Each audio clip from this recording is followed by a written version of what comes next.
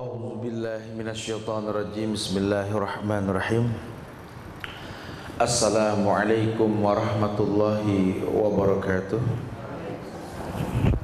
Alhamdulillah hamdan katsiran thayyiban mubarakan fih kama yuhibbu rabbuna wa yarda. Asyhadu an la ilaha illallah wahdahu la syarikalah wa asyhadu anna Muhammadan abduhu wa rasuluh. Ya ayyuhalladzina amanu taqullaha haqqa tuqatih wa la tamutunna illa wa antum muslimun. Ya ayyuhan nasu taqu rabbakumul ladzi khalaqakum min nafsin wahidah wa khalaqa minha zawjaha wa batha minkum rijalan katsiran wa nisaa wattaqullaha alladzi tas'aluna bihi wal arham innallaha kana 'alaikum raqiba. Ya ayyuhalladzina amanu taqullaha wa qulu qawlan sadida yuslih lakum a'malakum wa yaghfir lakum dhunubakum wa may yuti'illaha wa rasulahu faqad faza fawzan 'azima. Amma ba'du fa inna asdaqal hadisi kitabullah wa khairal huda huda Muhammadin sallallahu alaihi wasallam wa syarrul umuri muhdasatuha wa kullu muhdasatin bid'ah wa kullu bid'atin dhalalah wa kullu dhalalatin finnar. Ma'asyiral muslimin wal muslimat, sidang majlis yang Allah muliakan dunia dan akhirat. Alhamdulillah, izin Allah kita bisa berkumpul kembali di Rumil ini, yang semoga Allah memudahkan kita untuk istiqomah di atas sunnah, dimudahkan membawa bekal berjumpa dengan Allah dengan akidah yang benar insyaallah. Jamaah yang Allah muliakan, kita lanjutkan kajian kita bertaut dengan mencetak generasi Rabbani. Di pembahasan yang terakhir kita sudah membahas tentang keistimewaan rumah sebagai wadah pendidikan, betul? Sudah? Sudah sampai halaman 61 tuh, kalau yang lampau itu ya. Karena ciri khas pendidik yang sukses itu sudah kita bahas. Kita sedang membahas keistimewaan rumah sebagai wadah pendidikan. Banyak orang yang kadang-kadang lupa bahwa rumah yang menjadi tempat tinggalnya ini lebih dari pesantren yang dia hayalkan gitu loh. Karena bahasa agama itu baiti jannati, tidak ada madrasati jannati, itu tidak ada. Rumahku surgaku. Tidak ada orang mengatakan bahwa sekolahku surgaku, itu tidak ada. Ya, itu hayalan orang-orang yang mungkin nggak mengerti bahwa rumah itu bisa menjadi surga. Cuma kan yang jadi masalah di sini, berapa banyak orang yang mungkin menghayalkan surga, tapi dia nggak pernah mengerti surga yang dimaksud itu apa gitu. Baiti jannati, rumahku surgaku. Yang dia tahu surga itu indah, surga itu serba ada, surga itu mewah. Maka dia buatlah rumah yang indah, yang di dalamnya serba ada dan mewah. Padahal ini pendidikan yang mungkin kurang baik buat anak ya. Karena sesekali ini anak perlu diajarkan kecewa. Bukan berarti kita kecewakan gitu ya.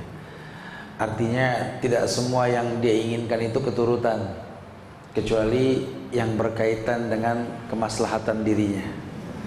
Orang tua tolong jangan ditunda nih, bicara kemaslahatan anak itu macam-macam. Di dalam rumah ini ada hal-hal yang bisa dijadikan sebagai wadah, wadah pendidikan yang memiliki banyak keistimewaan. Dalam kitab ini dijelaskan yang pertama bahwa di dalam rumah anggota keluarga berkumpul bersama dalam jangka waktu yang lebih lama, sehingga terjalin kedekatan pribadi antara anak dengan orang tua dan saudara-saudaranya. Karena bahasannya yang berikutnya adalah bab tentang rukun iman. Tentu di rumah ini mudah sekali kita untuk menanamkan iman. Kalau kita mengerti iman itu apa, Karena banyak orang yang mungkin sering ngebahas iman, ketika ditanya apa itu iman, jawabannya wallahu alam. Iman, keyakinan dengan hati yang diucapkan dengan lisan, dibuktikan dengan perbuatan, itu iman. Ya, jadi kalau kita bicara iman itu kita bicara bukan sekedar ucapan, bukan sekedar keyakinan, tetapi semua tergabung jadi satu, fi'liyah. Dakwah indah Rasulullah sallallahu alaihi wasallam. Makanya beliau itu betul-betul mencintai Makkah. Karena di Mekkahlah tempat beliau dilahirkan, di Mekkahlah tempat beliau berdakwah. Walaupun mungkin Mekkah tak seindah Madinah, cuma jatuh hati Rasulullah sallallahu alaihi wasallam dengan Mekkah karena beliau pernah mempertontonkan iman. Ya, ini fi'liyah. 13 tahun dakwah dengan tingkah laku di hadapan orang-orang yang memusuhi dia. Ya, kayak kita kan punya rumah, kita sudah tahu hukum, kita praktekkan agama, kadang-kadang capek sendiri ya. Aduh Ustadz, nggak segampang di majelis taklim. Kalau teman mungkin penampilannya nggak syar'i, saya ngomong sekali besok berubah. Kalau rumah nih Masya Allah, nggak segampang lah yang kita teorikan. Iya, itulah media dakwah ya. Karena ternyata kita nggak ngerti uslub, cara dalam dakwah. Yang kita tahu dakwah itu qala Allah wa qala Rasul dipakai gitu. Padahal kadang-kadang qala Allah wa qala Rasul ini butuh 2 tahun baru dipakai. Kadang-kadang malah lebih dari 2 tahun nggak dipakai-pakai. Ya, macam-macam lah ya. Ini butuh kesabaran. Makanya dikatakan di sini perlu diketahui bahwa di rumah itu anggota keluarga berkumpul bersama. Dan mudah sekali, karena kita kalau pengajian saja kita giring orang ini untuk berkumpul nggak gampang. Ya, harus ada iming-imingnya baru kumpul. Kajian kalau nggak dikasih judul buku, dikasih judul kajian, orang bingung. Nggak jelas ustadznya pun mungkin kosong. Ya. Tapi kalau ditawarkan casing yang jelas, ya insya Allah orang datang. Nah di rumah itu nggak perlu lagi kita mengiklankan. Karena mau nggak mau ya kumpul. Walaupun mungkin kadang-kadang lagi ribut, pergi cepat pulang lama gitu ya, mau nggak mau kumpul. Anak ribut pagi sama orang tua, emang sore nggak balik? Balik. Bapak pegel sama si ibu, emang sore nggak balik? Balik. Ibu pegel sama bapak, ya harus nikmatin tuh rumah gitu ya. Mau bilang apa? Walhasil sudahlah, nggak usah pakai diajak ngumpul, orang kumpul di rumah. Nah kalau bicara kumpul itu kan udah indah sekali. Menyampaikan sesuatu yang sama di lingkungan yang banyak, gampang. Daripada kita bicara ke satu orang, door to door, lebih sulit. Coba aja kalau nggak percaya, barisin 10 orang. Kita bisikin dari yang pojokan sini, nanti yang ujung sono suruh ngomong apa yang kita nyampein, rusak urusannya. Ya saya bisikin yang satu, tolong nanti kamu sampein ke yang sana terus gitu-gitu. Oke. Di pengajian Ustadz duduk di bangku hitam, di depannya ada buku. Jamaah pada kumpul dengerin Ustadz kajian, sampein. Maksudnya mah betul, udah pasti beda lah. Di pengajian banyak orang, Ustadz duduk bangku hitam, ada buku, sampein lagi, udah beda lagi tuh. Bangku hitam, di atasnya ada ustadz, di depannya ada buku, orang pada ngumpul kajian gitu ya. Satu lagi coba, orang pada ngumpul kajian, ustadz hitam di bangku, udah mulai salah gitu, udah mulai salah kesananya. Sampai ujungnya kamu ngomong takut salah gitu ya. Dakwah begitu tuh. Kita kalau ngomong man to man, kadang-kadang ujungnya beda. Tapi kalau sudah kumpul, insya Allah.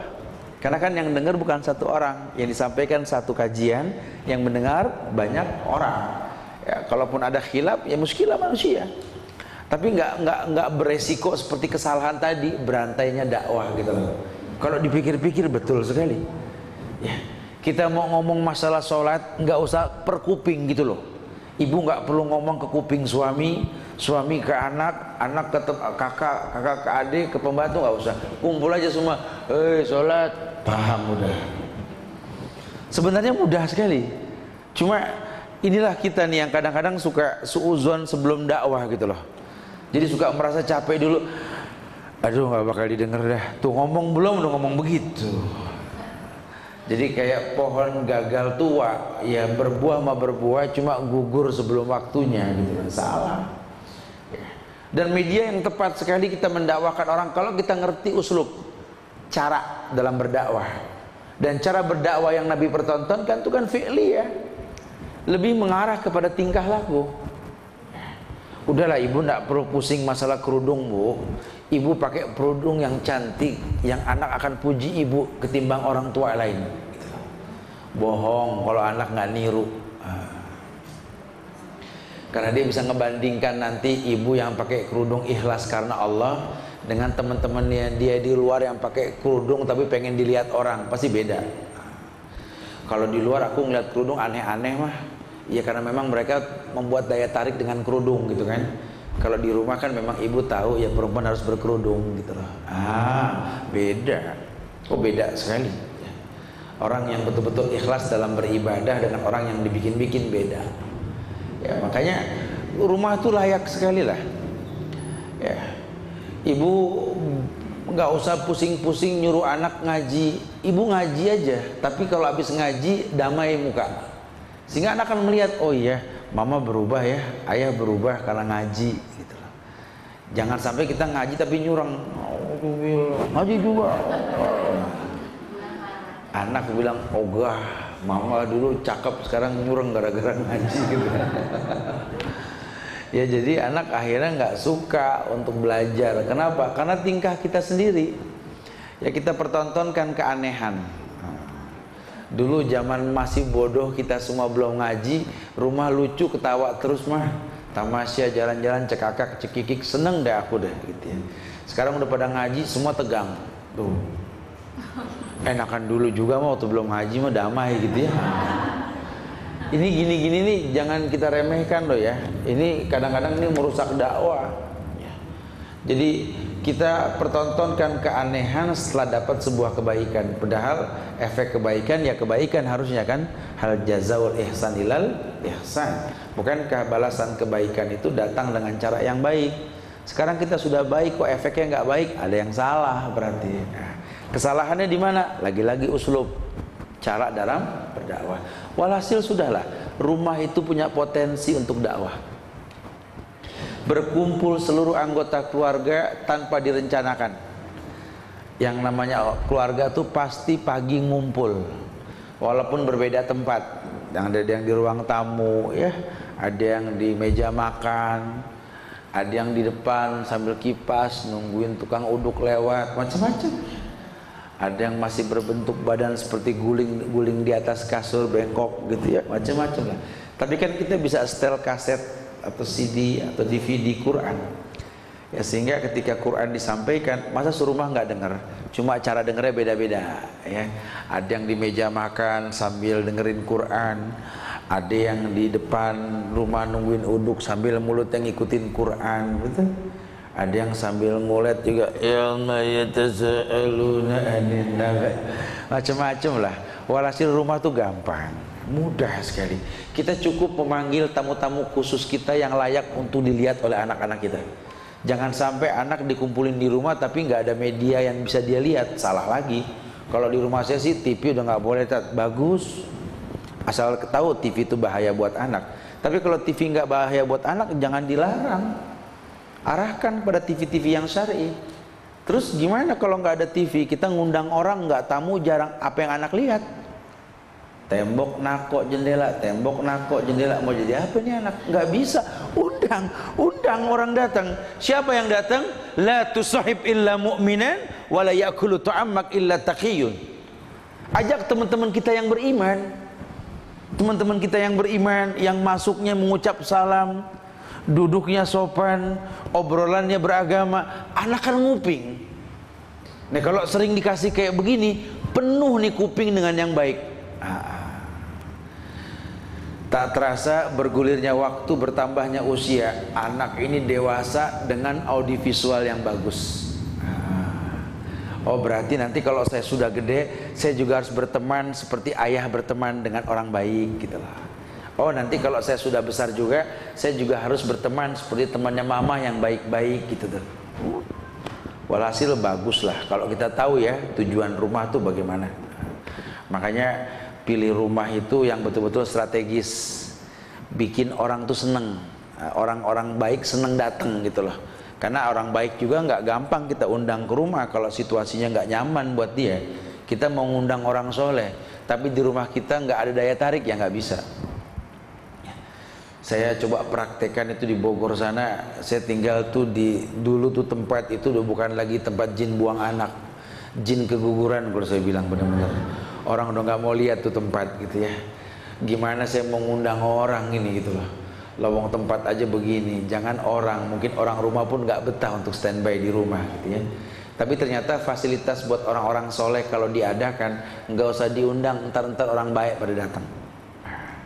Anak-anak muda yang potensi dalam keagamaan, dia butuh tempat rileks buat menghafal Quran, siapkan Quran yang banyak, buatkan perpustakaan yang bagus. Wah, anak-anak kampus IPB pada kumpul, adakan kajian rutin. Nah kalau orang soleh sudah kumpul di sebuah tempat, kata Allah apa? Walau anna ahlal qura amanu wattaqau la fatahna alaihim barakatim minas samai wal ard.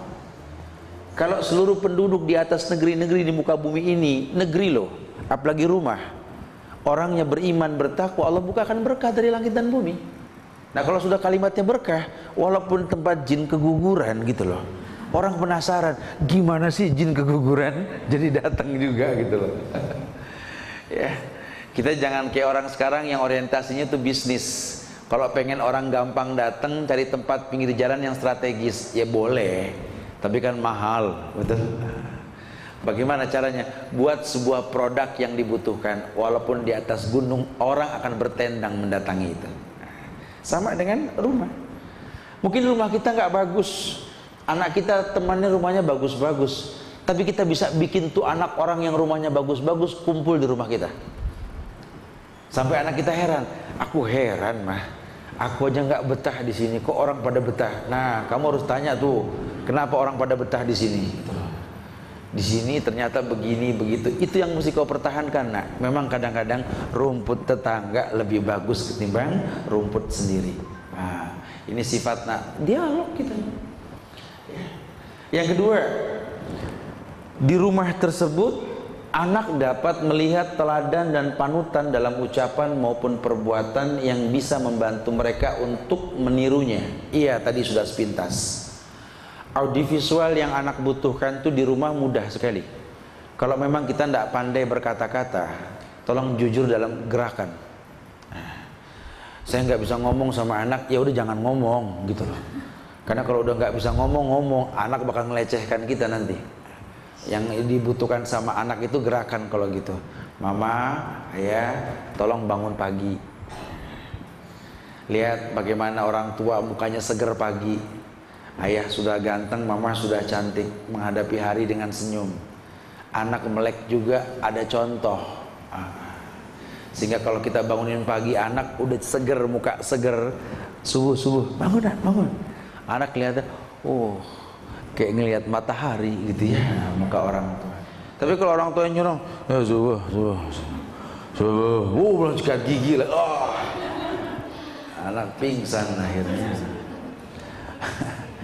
Jadi ini betul-betul melihat teladan perbuatan dalam ucapan maupun perbuatan yang bisa membantu mereka untuk menirunya. Iya.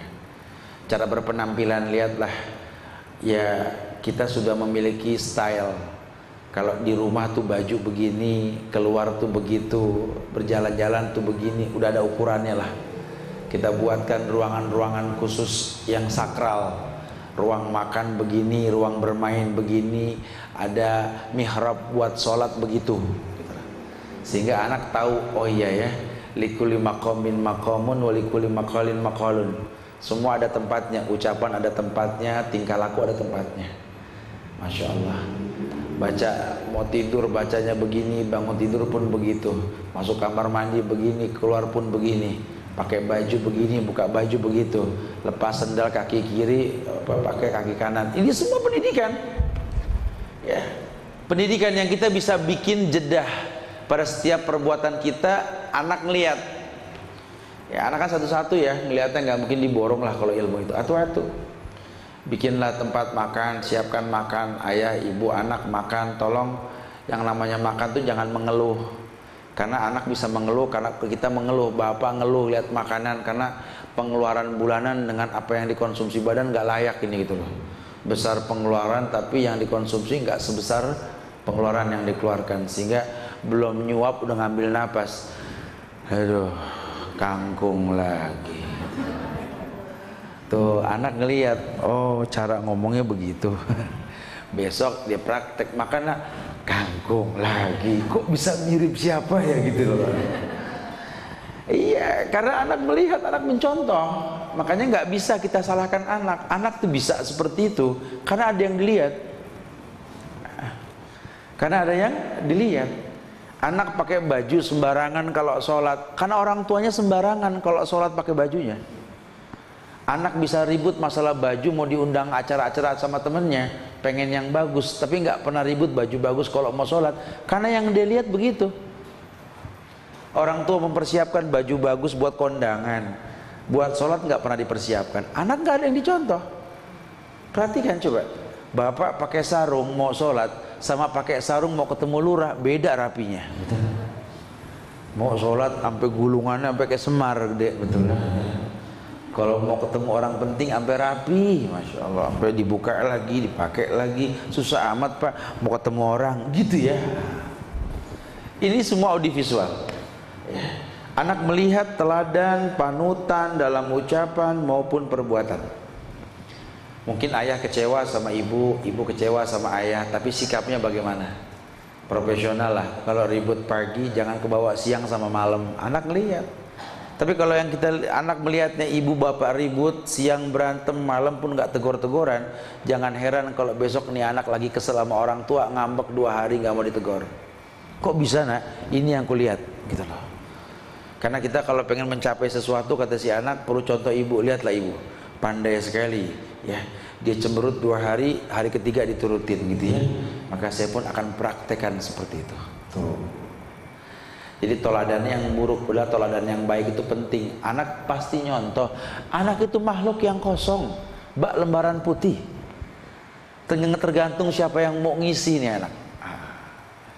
Ya kalau yang ngisinya ini nggak baik, ya udah jangan heran kalau anak ini nggak baik. Lawang anak orang baik saja dipegang sama orang nggak baik jadi nggak baik. Anak orang yang nggak baik di tangan orang baik jadi baik insya Allah. Wallahu a'lam bishawab. Betul-betul rumah itu bisa buat itu. Yang ketiga, yakni terbukanya kesempatan untuk membimbing dan memberikan pengarahan pada anak sehingga lebih memudahkan mereka untuk menerima dan mengingatnya. Terbukanya kesempatan untuk membimbing dan memberikan pengarahan pada anak sehingga lebih memudahkan mereka untuk menerima dan mengingatnya. Iya. Karena di rumah itu bisa mulihin, bisa ada pengulangan, baik disengaja maupun tidak. Ya, jadi apa ya, mau nggak mau anak itu melakukan. Kenapa? Karena kesempatan untuk membimbing itu betul-betul ada dan mudah, dimana mereka nggak hanya mendengar melalui telinga atau melihat dengan mata, tapi rasa itu ada.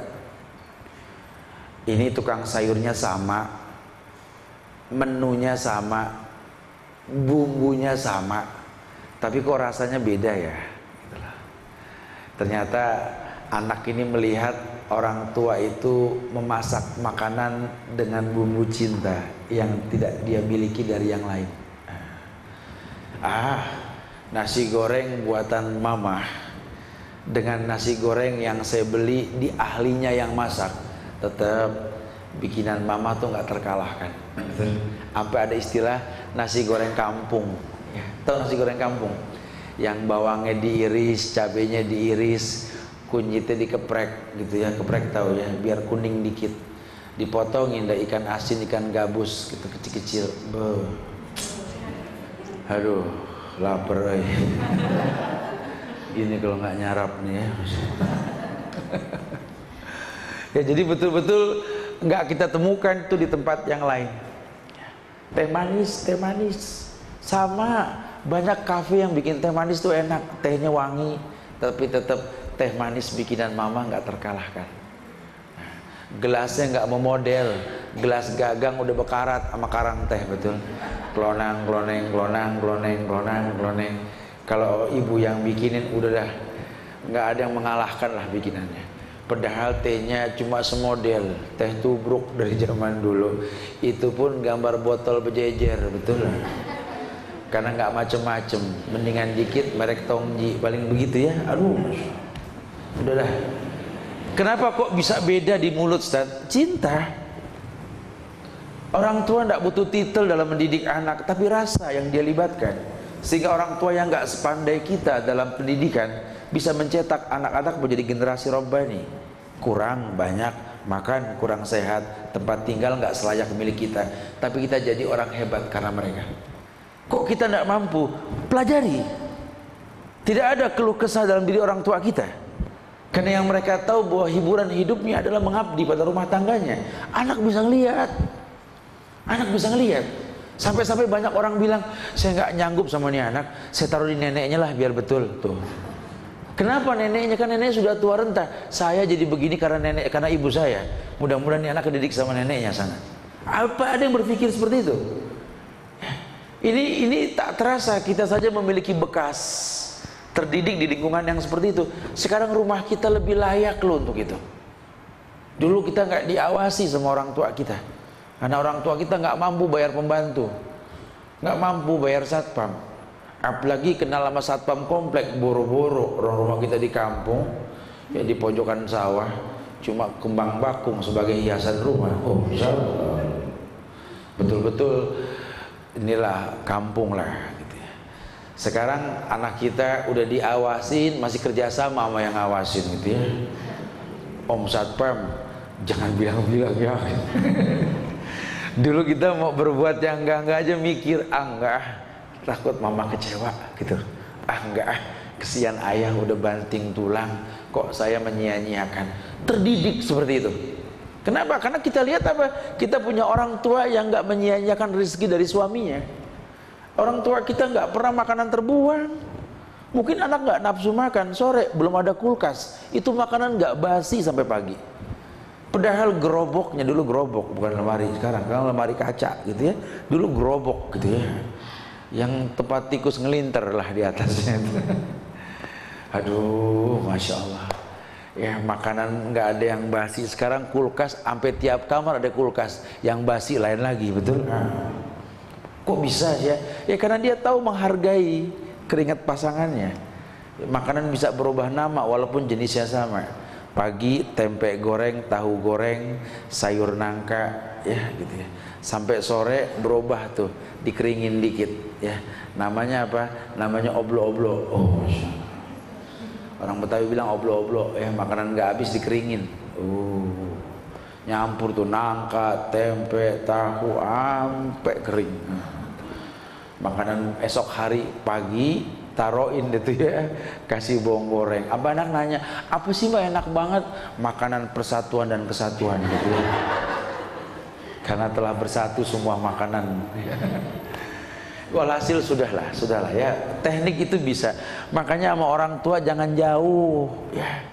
Ibu sama mertua tolong akur, bapak sama mertua juga akur gitu loh. Karena kan yang bisa ngedidik pasangan kita kan bapaknya dulu, ibunya dulu, betul? Kita nggak bisa ngedidik pasangan kita, tanya sama yang pernah ngedidik dia gitu loh. Ini kalau mantu sama mertua nggak akur, ya nggak ada ujungnya. Akhirnya merubah sebuah apa sih namanya, kelompok baru gitu loh. Harusnya tanya, ya Allah Pak, 2 tahun saya ngedidik ini istri, masya Allah Pak, berat ya. Bapak ngedidik dia 25 tahun tuh gimana bisa sabar gitu loh. Kasih bocoran.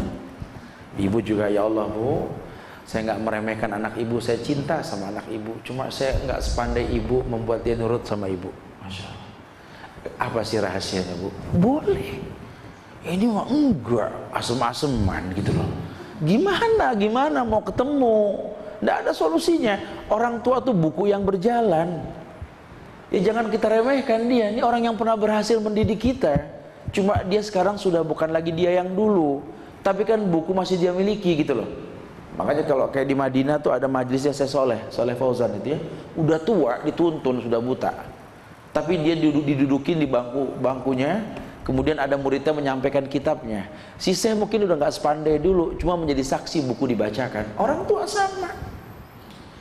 Orang tua kita nggak sepandai dia yang dulu, tapi dia pernah jadi orang hebat gitu loh. Ini berkahnya yang kita ambil. Ini rumah ada yang seperti itu. Merendahnya anak di hadapan orang tua, walaupun mungkin dia anak yang hebat, dipandang hebat oleh banyak manusia, jabatannya tinggi, gajinya pun tidak bernilai dengan nilai, saking besarnya gaji dia. Cuma jujur, wahfid lahuma janahadzulli minar rahmah wa qur rabbirhamhuma kama rabbayani shaghira. Dia merendah karena karisma orang tuanya. Ya, karena karisma orang tuanya.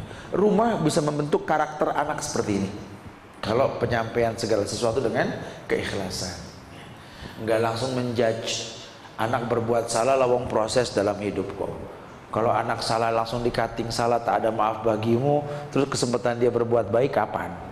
Kan yang tahu cuma orang tua. Kalau anaknya ini bukan orang yang sempurna, betul?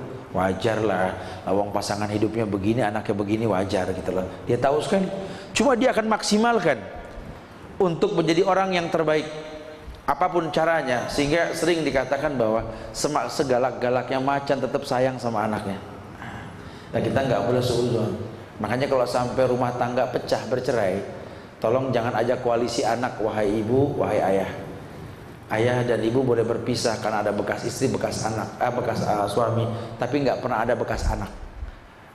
Ajarkan sama anak kita, wahai para ibu, untuk bisa menghormati ayahnya, siapapun dia. Wahai ayah, didik anakmu ini untuk dapat ridho ibunya. Karena kesian ini anak kalau dididik benci sama ibunya, tidak ada kebaikan. Jadi gagal boleh dalam hubungan, cuma jangan gagal dalam mendidik anak. Inilah indahnya agama. Ya, terbukanya kesempatan untuk membimbing dan memberikan pengarahan pada anak sehingga lebih mudah mereka untuk menerima dan mengingatnya. Ya, karena ada pengulangan. Ada pengulangan, rutinitas yang bisa dipertontonkan. Kesempatan terbuka sekali lah. Ya, kita bisa lihat etika orang tua dalam menyikapi kotoran di rumah. Ibu betul-betul sensitif sekali dengan sampah yang dibuang, diambil langsung dimasukkan ke keranjang sampah, debu dipegang, nggak nyuruh pembantu dilap langsung gitu ya.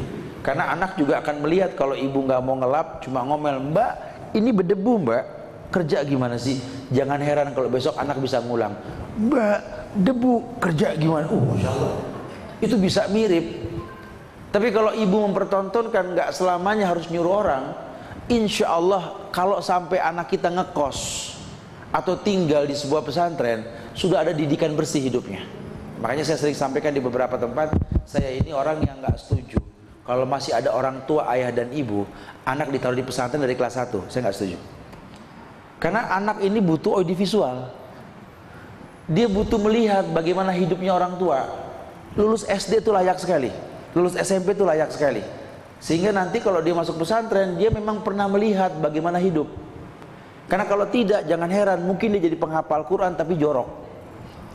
Mungkin dia jadi orang yang hebat dalam nahu sorob, tapi nggak mengerti cara bersahabat sama orang. Biarlah dia tinggal di rumah dulu. Lihat orang ayah berteman dengan orang, ibu berteman dengan orang. Lihat bagaimana ibu kecewa, menyikapi kecewa hari dengan bagaimana ayah bagaimana. Ketika dia masuk pesantren, dia akan menghadapi lingkungan yang seperti itu. Paling tidak bisa survive. Karena banyak, khususnya orang-orang perempuan, banyak orang-orang perempuan dari kelas 1 dimasukin pesantren sampai lulus SMU jadi penghafal Quran, nikah, joroknya Masya Allah. Jujur loh, kita nggak apa-apa demi pendidikan. Sampai masuk ke rumah kok ubin lengket, apa nggak ada yang ngepel, aduh nggak sempet, Masya Allah. Karena memang nggak ada yang dia lihat.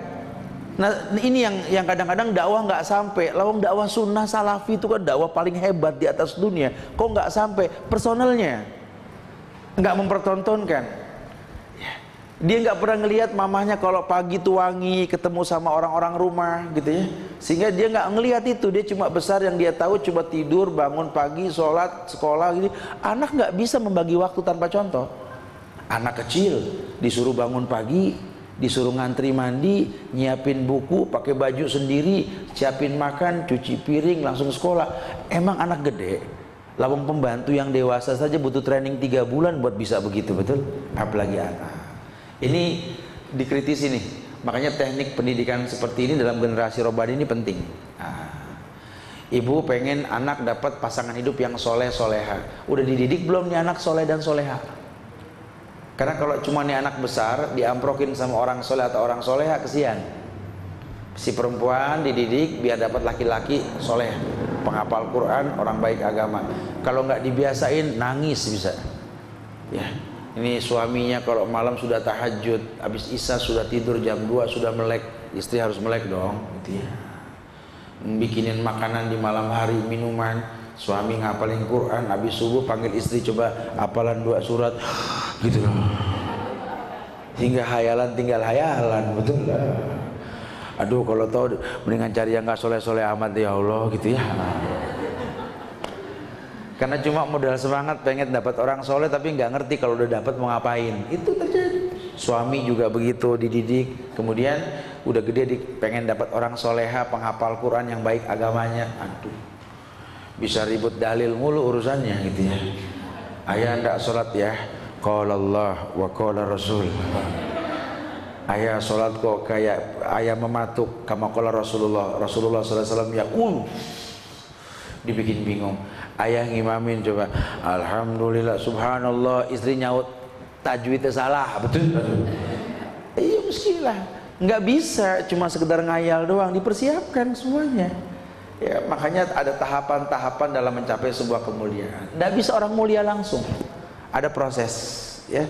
Jadi jangan cuma kebaikan cuma sekedar rencana dan dihayalkan. Sering ditekankan bahwa Allah memberikan yang kita butuhkan, bukan hanya yang kita inginkan. Jadi kalau memang itu merupakan sebuah kebutuhan, berikan mukaddimah perbuatan. Sejak sekarang lakukan kebaikan, biasakan orang berbuat kebaikan.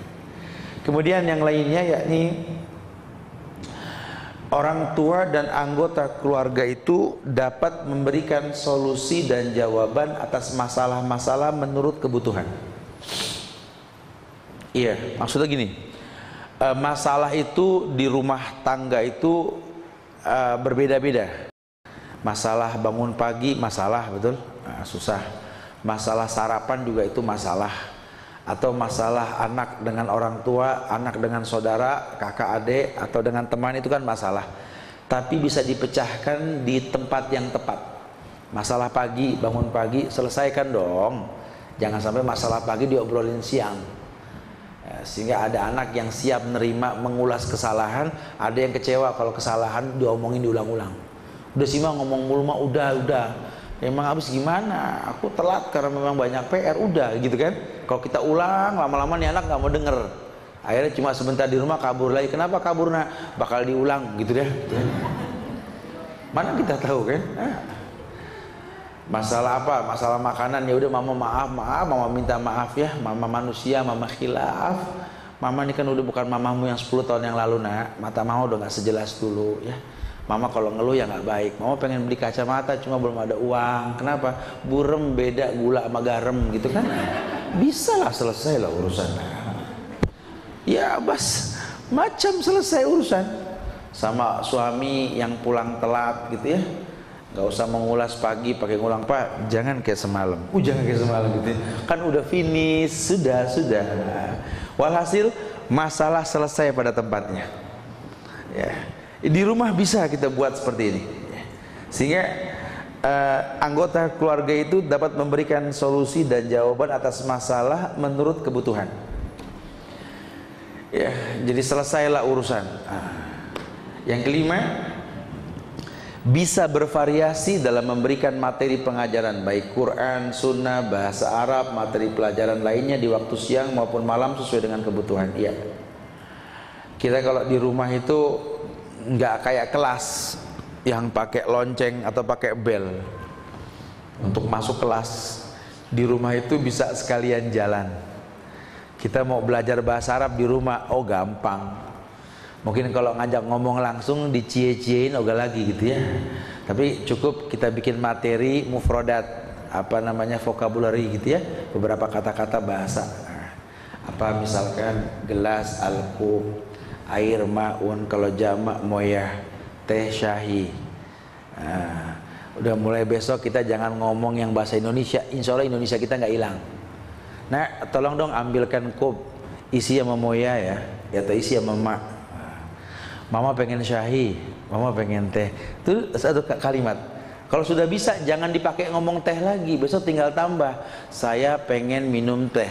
Lihat bahasanya, ana uridu an asroba syahi. Anak, mama uridu an asroba syahi. Udah bisa, jangan ditinggalin tuh bahasa. Bohong kalau nggak bisa. Lawang TKW 2 bulan jago ngomong Arab gitu. Karena tiap hari ngomong. Nah kita boleh tuh bisa praktekin seperti itu ya. Kenapa nak? Kenapa? Limada?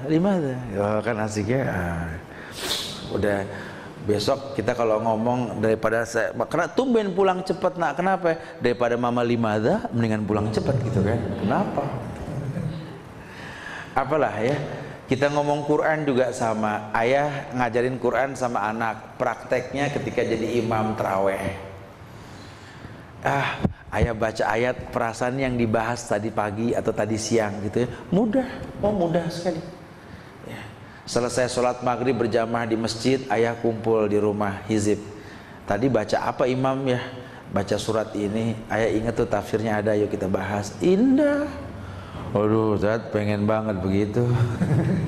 Ya kalau dibiasakan bisa lah. Sebenarnya bisa, asal kompak. Yang penting agenda rumah tangga ini kan suami istri yang tahu mau kemana gitu loh. Ini kan banyak orang nikah nggak jelas agendanya apa. Yang dia tahu apa? Saya berhasil memiliki kamu. Itu doang bahasanya. Setelah memiliki mau diapain gitu loh. Itu dipegangin aja kayak orang-orangan toko. Yeay. Orang toko awet gitu ya. Manusia mah nggak awet, kendor besok tuh pipi pada ya. Dipegangin juga ogah udah kendor gitu ya. Manfaatnya apa? Manfaatnya gitu loh. Iya nak, mama aku pengen menikah. Mau tujuan kamu menikah apa nak? Boleh ada dialog loh. Ya apa ya? Nah masih belum jelas, tar dulu dah. Jelasin dulu tuh tujuan gitu loh. Karena kalau kamu nggak jelas berumah tangga ini tujuannya apa, berat nak. Berat. Walaupun kamu suka sama pasangan kamu nak, cinta mati kamu sama dia walaupun tanpa alasan. Tapi kalau tiap hari ketemu betul. Aduh dia lagi ya Allah gitu ya. Tapi kalau alasannya kuat ya, sekurang apapun dia di mata kamu, kamu tahu dia layak untuk kamu atau kamu memang layak untuk dia gitu loh. Wah, saya lihat kekurangan dia banyak, cuma saya yang tahu Ustaz. Berarti cuma kamu yang layak mencintai dia gitu loh. Belajarlah mencintai karena melihat kekurangannya. Masya Allah. Bukan karena kelebihannya. Ini kan butuh ilmu ya. Kalau enggak capek kita bisa kawin cerai urusannya. Cuma cari yang cocok. Ini kan bahaya. Di agama tidak seperti itu. Memiliki agenda hidup berilmu sebelum berkata dan beramal. Mudahlah kita mempraktekkan Quran, Sunnah, bahasa Arab, pelajaran lainnya mudah sekali. Kenapa sih kalau Ustadz nyampein di sebuah kajian gampang kita terima Ustadz, tapi kalau saya nyampein di rumah orang nggak ada yang paham-paham gitu loh. What's wrong? Oh no apa gitu. Ada apa ini Ustadz gitu loh. Kok kalau Ustadz yang nyampein kayak nggak ada masalah, kalau saya ngomongin masalah semua gitu ya. Ya tanya, nanya jangan cuma tat. Orang haid boleh baca Quran, itu pertanyaan jadul gitu ya. Tanya kaifiat, cara kita bicara tarbiyah pendidikan. Apa sih Ustaz? Bagaimana sih cara? Itu akan diajarkan sehingga kita praktek di rumah nanti betul-betul menjadi orang yang berilmu gitu loh. Yang cuma tidak hanya hatam buku, taklid, praktek bingung. Agama ini cuma butuh aplikasi. Bisakah kita menjadi orang yang memberikan pertontonan indah, hal yang layak ditonton dengan indah gitu loh. Ketika bergabung antara ilmu dan praktek.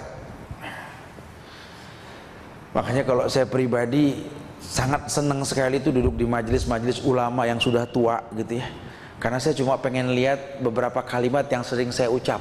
dan yang ngucap orang-orang tua yang berilmu tentang la ilaha illallah, tentang apa hadis-hadis Rasul. Ekspresinya itu saat penyampaian itu, oh, orang yang berilmu menyampaikan sesuatu dengan orang yang mentah ilmunya beda. Beda sekali ya, insyaallah. Nggak meremehkan lah sesuatu lah gitu ya. Artinya kayak ibu pinter masak, bilang sama anak, nak jangan remehkan bumbu nak. Mungkin kelihatannya ditumis nak, tapi jangan sampai bumbu masuk, jangan sampai daging masuk kalau bumbu belum wangi, betul? Karena kalau digabung itu bumbu digoreng, daging digoreng, lain nak, karena butuh wangi. Orang masak lebih ngerti lah ya. Saya hobi masak jadi saya tahu sekali. Artinya beberapa hal yang mungkin memang ada muhnya gitu loh. Nasi ini kalau mau mateng pas nak, kita beli apa namanya rice cooker yang mahal, nggak ada duit. Kadang-kadang penggorengan bisa buat ngeliwet nasi, betul. Ukurannya apa? Standar Allah, ruas kuku, betul. Tuh kalau udah pas, nah tutup betul nasi liwet. Bagaimana tahu nih nasi mateng apa enggak? Gebuk sama centong, bek bek bek bek, dah pulen gitu loh. Ya kalau yang nggak hobi nggak tahu nih ya, tinggal nyobain mulu. Oh belum, akhirnya pas matang pas habis nyobain mulu. Iya kan ada orang gitu ya, nggak pede masak ya, masak nyobain, oh kurang, nyobain habis semalam urusannya ya. Tapi kalau yang ngerti tahulah cara masak tuh seperti apa. Begitu pula mendidik gitu loh. Ibu kok tawakal banget sih bu, anak sakit kok nggak was-was. Ini istri saya ini anak sakit, 4 dokter ditelepon semua. Ya Allah nak, ya ibu juga khawatir, tapi ibu belajar dari orang tua ibu, anak pasti sakit nak. Anak kalau nggak sakit ini robot gitu loh. Lawang robot aja bautnya kendor gitu kan. Apalagi anak nak. Kalau masih balita, mau bisa pasti panas, betul. Aduh, mau bisa jalan aja muntah-muntah. Mau belajar ngomong aja, masya Allah, sampai kita boreh pakai bawang diulek sama apa itu minyak kelapa gitu ya, sama jeruk nipis sedikit, masya Allah. Anak mau nunggu geraham, sampai masuk rumah sakit jengker-jengker, betul. Tapi ingat nak, kalau Allah sudah titipin kamu dia, Allah yakin kamu bisa menjaga dia. Makanya nak, doain anak kalau malam tuh longokin, doain uizuhuma bikalimatillahi tammati min kulli syaitonir rajim wa min hamatin wa min ainin lamma. Jangan cuma ditengokin seneng lihat muka, mata mirip bapak, hidung saya. Jangan begitu. Anak mau berubah-berubah mukanya, kelihatannya bagus, gede, peceng, kita nggak tahu gara-gara jatuh, betul? Doa.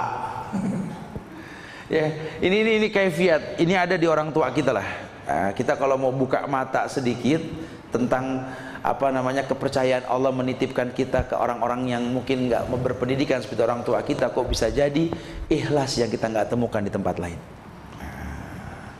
Masak dengan cinta, ngaduk teh manis dengan cinta, sama orang masak bikin teh kepaksa, beda, rasanya beda.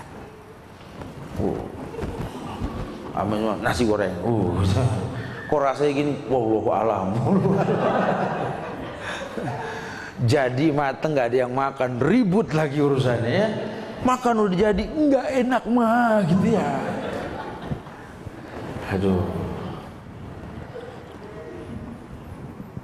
Yang keenam ya, mengambil pelajaran atau faedah dari berbagai media yang islami.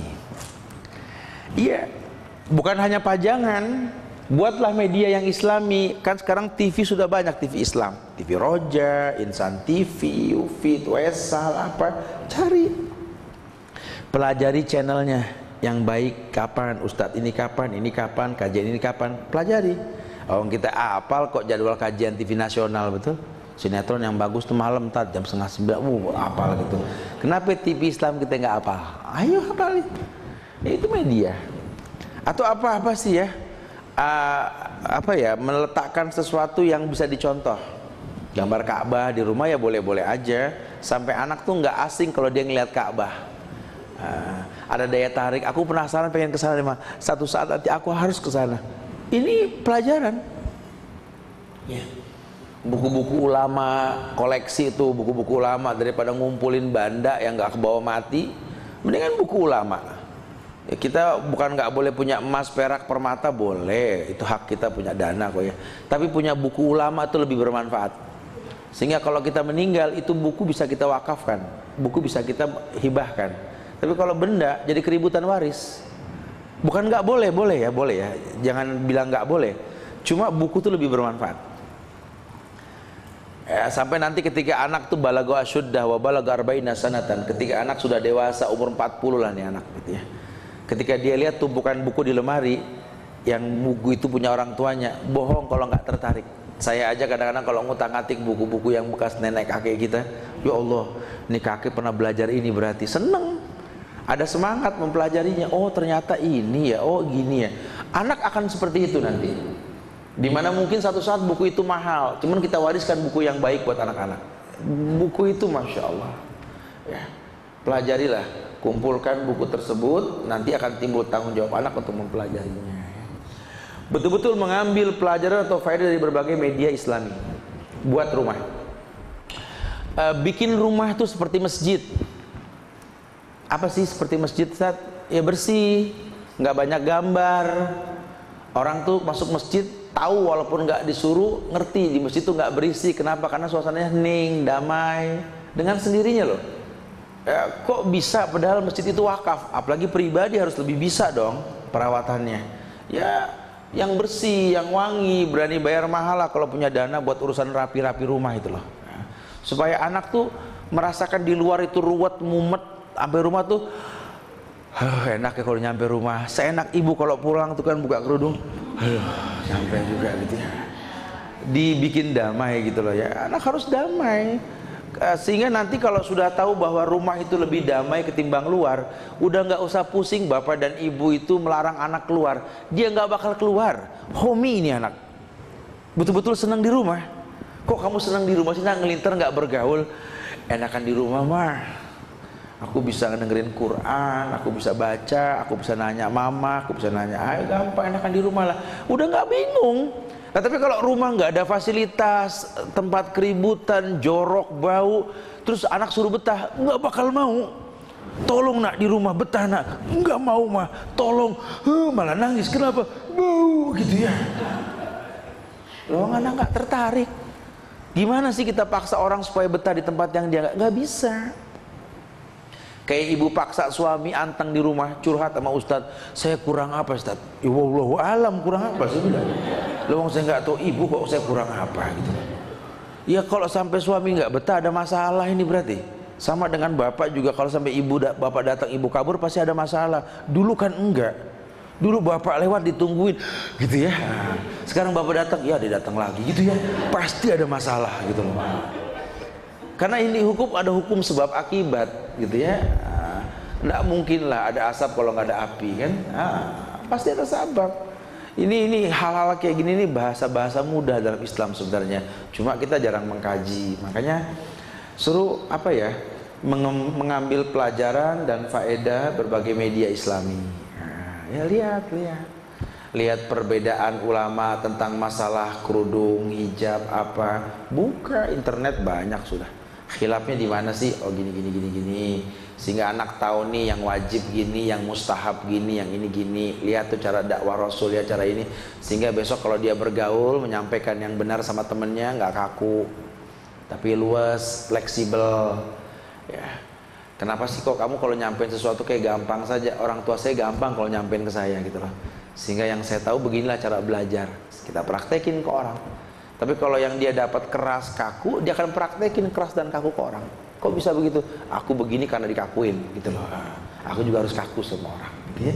Ini kan salah. Anak mencontoh lah. Apa sih saya pernah bilang, kita sering ngebentak anak saja, dia akan bentak temennya. Kenapa kamu bentak teman kamu nak? Ya dia nakal, kenapa mesti dibentak? Dulu aku nakal, dibentak sama mama aku jadi baik, aku bentak aja dia biar baik gitu kan. Simpel sekali bahasa. Pukul, lempar, buang, udah sama. Kenapa sih nak? Gitu ya bahasa kita ke anak gitu. Nanti anak pasti bilang, kenapa sih mah? Mirip. Cuma bedanya mah sama nak, di belakang doang bedanya gitu. Ini akan terjadi. Ya anak apa yang dia contoh. Yang ketujuh, Kita bisa memanfaatkan kesempatan di dalam rumah maupun di luar rumah. Ketika makan, minum, berpakaian, tidur, bangun, waktu buang hajat dan kegiatan-kegiatan lainnya untuk mengajarkan adab-adab Islam serta zikir dan doa yang berkaitan dengan aktivitas tersebut. Ya, jadi memanfaatkan kesempatan di dalam rumah maupun di luar rumah. Jadi kalau rumah itu kita punya ide, makanya orang yang tahu begini dia lebih suka tinggal itu di desa, di kampung yang bisa bersosialisasi dengan masyarakat, ataupun komplek yang memang seperti kampung gitu. Karena ada juga orang nanti yang tinggal di apartemen, tinggal di perumahan yang nggak bergaul ya. Kalau orang-orang yang mendidik dia tahu sekali, dia tahu homeschooling atau homeschooling itu bagus, tapi lebih bagus lagi kalau anak ini tetap diajarkan bergaul. Kan sekarang ngeritat kasus pelecehan seksual dan lain-lainnya. Ya udah, sekarang tanggung jawab kita untuk menjaga anak gimana nih, gitu kan. Cuma bukan berarti homeschooling atau homeschooling itu jadi solusi. Karena anak pinter di rumah juga kalau nggak bisa bergaul bahaya. Ya, kami coba praktekkan ini di pendidikan kami di Bogor ini untuk tidak mengesankan anak ini seperti homeschooling atau homeschooling, tapi pesantren plus gitu loh. Karena biar bagaimana anak itu kata Rasul yarta wayal ab. Anak itu pasti yarta wayal ab, main-main, bercanda. Dunia anak seperti itu. Dunia anak itu nggak bisa dipaksa suruh paham, suruh hafal. Insya Allah kalau rutin dia paham, dia hafal. Cuma yang dibutuhkan anak itu media mempraktekkan ilmu yang dia dapat. Ini yang kadang kita suka lupa nih. Di sekolah kan tinggi, dipanggil guru hebat, tapi media nggak disiapkan. Bahaya.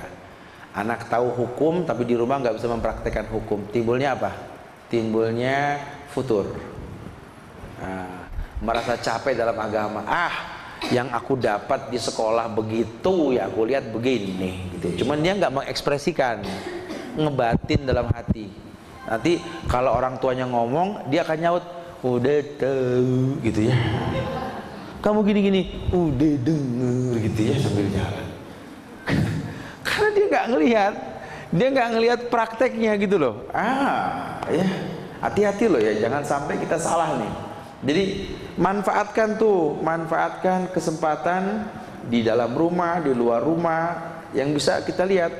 Yuk nak, kalau di rumah kita bisa bercanda dengan custom yang seperti ini. Nanti kita makan di luar ya. Ayo, kok mama berubah bajunya? Kan keluar. Kalau keluar harus begini nah, di dalam begini, terserah kamu lah enaknya gimana. Jadi benar-benar dibiasakan. Mungkin anak awalnya cemberut, tapi akan terbiasa. Kok kalau keluarga kita makan di luar beda sendiri sama yang lain mah ya. Kita serba rapet nih mah ya gitu ya. Tuh yang di luar pada ngablak-ngablak gitu ya. Emang begitu nah. Kata Rasul itu badal Islam gharib fasayaudu kama bada'a fatubalil ghuraba. Islam tuh asing nah, akan kembali asing. Nanti penampilan Islami ini akan jadi asing nah. Tapi kita bangga loh jadi orang asing, walaupun nggak perlu mengasingkan rambut dengan kuning dan lain-lain gitu nah ya. Walhasil senang. Anak jelasin. Iya ya, ayah lebih dihormatin sama pelayan restoran pas ayah sudah pakai koko sama jenggot gitu ya. Silakan Pak. Itu baru modal gitu doang tuh. Ayah belum kola lo mau kola Rasul ya. Ya, jadi mensupport lah ya. Kok ayah kalau masuk ke instansi pakai dipoto 4 kali, yang lain nggak pakai ya? Kenapa? Cuma ayah yang betul-betul diperhatiin sama orang seinstansi gitu ya. Kan kalau orang-orang pakai jenggot, pakai ini kan masuk ke gedung-gedung barat, WTC atau apa kan, foto. Kenapa dipoto Ustaz? Emang kita yang paling beda di sini. Jadi nggak pesimis, nggak lantas ngedrop gitu, enggak. Alhamdulillah. Berarti 1 lawan 1000 gitu kan? Berarti kita dipaksa jadi selebriti. Jadi jangan pernah kalah sama keadaan gitu ya. Kita harus pintar ngibur diri supaya kita tahu bahwa kebaikan ya seperti ini. Masya Allah. Yang ke-8, penyampaian nasihat atau pemberian hukuman di dalam rumah bukan di hadapan orang banyak akan lebih besar pengaruhnya bagi jiwa anak. Iya. Kita kalau mengkritisi anak di lingkungan keluarga, itu lebih diterima sama anak ketimbang kita mengkritisi di hadapan temannya di luar rumah. Anak lagi nongkrong, kita datang tolak pinggang, begini kerjaan kamu, pulang sekarang. Waduh, resiko pertama, dia pulang dengan rasa malu, nggak mau bergaul lagi. Resiko yang kedua, dia akan cari tongkrongan yang lebih aman lagi. Yang kedua, sulit dicari. Yang ketiga yang paling fatal, dia berani bentak orang tuanya di depan teman-temannya. Jadi anak yang durhaka. Ya. Mendingan mencegah ketimbang mengobati. Daripada jadi tontonan anak sama orang tua ribut. Karena saya pernah ngelihat kejadian di Bintaro nih, malam takbiran habis pulang kajian itu ya. Astagfirullahaladzim. Itu anak nongkrong main petasan, bapak main hajar, main tampar anak depan temennya. Bapak ditendang sama anak. Bapak bawa kayu, anak bawa kayu juga. Main pedang-pedangan. Ini kan aneh. Cuma nggak ngerti cara. Bapak maksudnya begini apa, Pak? Ya biarnya anak nurut, bukan begini caranya. Bapak pernah merasakan seperti anak-anak ini, pernah. Terus Bapak bisa nurut bagaimana? Waktu. Dia juga butuh waktu. Dia begini karena Bapak nggak mencegah dari dulu. Nggak dijelaskan tentang i'tikaf, nggak dijelaskan tentang Ramadan, nggak dijelaskan tentang haram yang membakar uang dengan petasan. Ya anak akan coba. Lawang dor orang tepuk tangan merasa bangga kok. Anak nggak bisa begitu. Nggak bisa mukul itu membuat dia baik. Nggak ada teknik memukul dalam Islam tuh nggak ada. Nah, rumah itu lebih layak untuk kita mengkritisi anak. Kita pernah ngalamin muda, kita pernah ngalamin punya masalah. Ini anak kita, bagian hidup kita. Yang kemiripannya tuh banyak. Dimana kita tuh tipikal orang kalau yang baru nyampe diomongin nggak seneng. Anak kita mirip.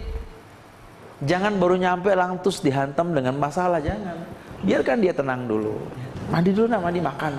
Sambil makan, kamu kenapa sih tadi? Dia nerima. Ini udah panas-panasan. Assalamualaikum mah. Kamu tahu gak? Ya Allah, tegang. Iya udah dia punya salah. Nggak bisa begitu. Coba ajak dia tenang dulu. Kan dia begitu mungkin ada sabab. Setelah tahu sabab, enak kita menyelesaikan masalah. Gitu. Ini semua kaifiat, ini semua teknik. Penyampaian nasihat, pemberian hukuman dalam rumah, bukan di hadapan orang banyak akan lebih besar pengaruhnya bagi jiwa. Kenapa anak di pesantren itu lebih baik ketimbang anak yang di luar pesantren sekolahnya? Perhatiin ya coba. Ya nggak mendiskriminasikan, cuma surveinya begitu. Karena pesantren itu rumah buat anak. Ya, dimana kalau dia ngelihat guru ngomong, ngedengar guru ngomong, dia ngelihat guru mempraktekkan omongannya. Hukuman langsung. Dan anak-anak di pesantren itu nggak pernah kita dengar pesantren tawuran antar pesantren. Ayo cari kalau ada. Nggak ada pesantren tawuran, nggak ada.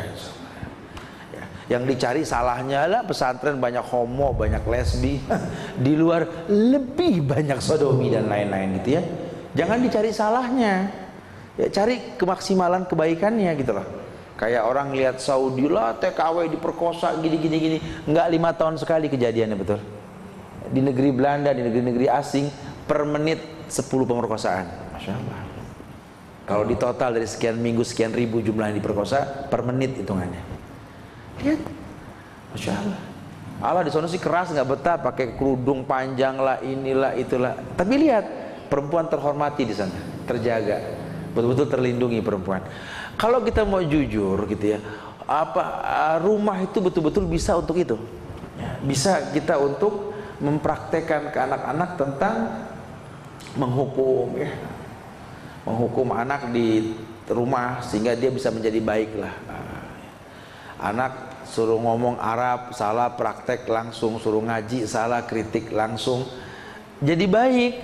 Walaupun mungkin kalau di pesantren itu seperti anak-anak itu, kalau bahasa kami itu seperti tumpukan berlian.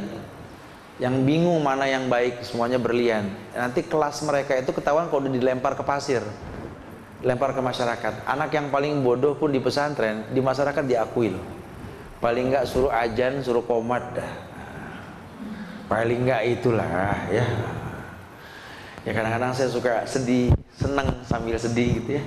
Saya ini kan orang yang kalau ke masyarakat itu kan banyak anak-anak yang saya ambil 5-6 tahun yang lalu itu yang maaf ya, masih pakai telanjang, nggak pakai celana, di kampung-kampung kukunya hitam. Saya suka survei ke kampung-kampung, dia celamitan nunggu dikasih di bawah apa pos ronda. Sekarang saya ambil itu anak sudah 6 tahun kita pegang. Kemarin lagi ujian dengan penampilan yang necis menjawab soal-soal. Ya Allah, alhamdulillah. Senang aja, senang gitu loh. Ini kan generasi bangsa gitu loh. Bisa, bukan tidak. Anak yang kita didik sejak TK, kita yang bawa sekolah, SDI kita yang masukin. Sekarang di SMA apa Islam kelas 2 saya bawa apa namanya umroh, karena memang janji nilai bagus saya bawa umroh. Ketika di sana dia tanya, Ami hukum ini apa, hukum pemilu gini-gini. Saya bilang mulut Ami kekunci di sini. Ada Syekh, itu ada Syekh Abdurrahman Ajlan di Mekah. Berani ngomong? Insya Allah. Assalamualaikum ya Syekh. Kata, al-masalah kita begitu. Melongo saya. Ini anak sudah bisa ngomong sama Syekh. Senang sekali kan? Ya Allah. Berarti ada generasi yang lebih baik ke depannya. Ayo kita berpikir begitu. Mulai kita berpikir bukan paksa orang untuk ngerti kita. Mulailah kita berpikir fungsi kita untuk orang ini apa. Sehingga ketika kita melihat ada buah yang ranum karena pohon itu kita yang nanam, puas kita. Walaupun codot yang makan. Dalamnya bagus ya. Codot aja demen, apalagi orang gitu kan. Ya dunia pendidikan, kayak ibu ngeliat anak-anaknya berhasil gitu kan. Ya Allah, kalimat alhamdulillah dari tenggorokan yang parau karena usia tua. Alhamdulillah. Bobot suara nenek itu karena pengalaman yang cukup gitu loh. Berat mendidik nih anak, ya Allah. Kalau ingat dulu nih anak kerjaannya tawuran, nggak boleh ada penggaris panjang di gerinda, gir becak dibikin buat tawuran. Sekarang jadi orang soleh, ya Allah, ditemuin. Alhamdulillah. Mulut pun mengatakan Fabi ayyi ala'i rabbikuma tukadziban. Bobot. Karena berhasil mendidik sesuatu. Bisa, orang bisa kalau mau. Asal apa? Al-muhafazatu ala salafis salih wal jadidil aslah. Belajar dari orang terdahulu untuk kebaikan yang akan datang. Hidup ini cuma pengulangan kok. Yang kita anggap sulit padahal nggak sulit di mata Allah. Ya, jadi penyampaian nasihat atau pemberian hukuman dalam rumah itu tidak di hadapan orang banyak, lebih besar pengaruhnya bagi jiwa anak. Ya. Jadi kita jangan biasain kalau ngomel sama anak depan tamu. Ini kadang-kadang depan tamu. Emang anak juga suka bikin pegel sih ya. Nggak ada tamu, nggak disenggol tuh keripik, betul ya. Ada tamu, keripik, gitu ya. Emang ujiannya di situ. Tapi tolong jangan sampai ngomel depan. Nah, ibu yang cerdas itu ibu yang membagi dua makanan. Udah, ini buat tamu sayang, kamu tuh buka sana, itu punya kamu. Udah tahu anaknya bakal begitu, kenapa? Karena dia begitu dulu, gitu ya. Jadi kurang lebih gitu ya. Yang ke-9, pengawasan yang kontinu terhadap anggota keluarga dan saling mengawasi di antara sesama mereka akan membangkitkan keberanian untuk menegakkan amar ma'ruf nahi munkar. Iya. Kakak laporan tentang adik, adik laporan tentang kakak, jangan diomelin. Ini kadang-kadang diomelin, udah ngadu-ngadu aja. Dia ngadu karena memang nggak layak untuk dilihat, makanya dia ngadu. Selesaikan masalah sini. Apa sih? Coba kakak sini. Adik bilang betul. Iya aku gini-gini, kamu salah. Jangan adik betul maksudnya ngebilangin mah kakak gini. Malah diomelin. Besok dia akan berkoalisi untuk sebuah keburukan. Yang udah-udah kita gitu kan. Udah kali kamu ngadu mulu sih gitu ya. Ya dia ngadu ada sebab. Kalau yang diaduin bohong, hukum dia. Sehingga besok dia malas untuk ngadu. Nggak usah dibentak. Kalau kakak mukul gara-gara diaduin, hukum kakak. Kenapa? Kamu nggak jujur nak. Kamu sudah salah mukul 2 kali salah kamu kalau begini. Nggak jajan seminggu. Oh gitu kan bahasanya. Jangan dipukul, jangan. Betul-betul memang ada saling mengawasi gitu loh. Ma, bapak gini-gini gitu ya. Ya bapak aku ya udah bapak salah. Kamu tahu aja sih gitu. Padahal bapak udah diem padahal gitu ya. Atau apalah, ibu juga begitu ya. Jadi saling mengawasi, ya, saling mengawasi. kakak nonton ini, kakak bandel, adik gini, adik gitu, boleh. Makanannya dilepein, dibuang, enggak bohong, di pojokan ada ternyata gitu ya, kan suka gitu anak-anaknya, mau ngomong nggak enak takut dipukul, karena mama galak, udah nggak bisa masak galak gitu ya. Padahal harusnya tahu kenapa dilepek, nggak enak, mikir kenapa nih nggak enak gitu ya, belajar jadi ada semangat buat saling mengawasi diri. Yang ke-10, menumbuhkan semangat beragama di dalam rumah yang membantu seluruh anggota keluarga untuk menjauhi perilaku yang salah dan menyimpang. Ya, apa? Habis baterainya? Ya. Menumbuhkan semangat beragama di dalam rumah yang membantu seluruh anggota keluarga untuk menjauhi perilaku yang salah dan menyimpang. Ya. Bisa dijadikan alat bantu saling mengingatkan lah. Makanya anak kalau sudah 7 tahun ke atas, kamar tuh dipisah, kamar laki, kamar perempuan. Diajarkan rasa malu, jangan anak umur 7 tahun dimandiin bareng, jangan gitu ya. Mungkin kalau orang tua yang mandiin lain cerita, tapi kalau dimandiin bareng antara adik sama kakak jangan. Karena mereka belajar rasa malu. Nah, malu itu bagian dari iman. Al-haya minal iman. Laula haya laisa lahul iman. Malu itu bagian dari iman. Nah, kalau nggak diajarkan malu, kita mau ngomong iman apa? Sholat, zakat, puasa, haji kan iman.